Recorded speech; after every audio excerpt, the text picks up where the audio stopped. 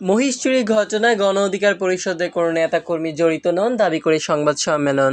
বিস্তারিত দেখুন প্রতিনিধি মোহাম্মদ জসিমউদ্দিনের পাঠানো তথ্য ও ভিডিওতে।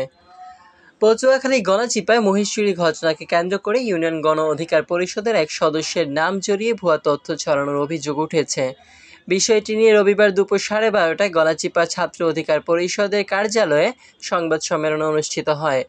সম্মেলনে উপজেলা শ্রমিক অধিকার পরিষদের সভাপতি মোহাম্মদ আমির হোসেন বলেন, চুরিকৃত মহিষ ধরা পড়ে সদর ইউনিয়নে।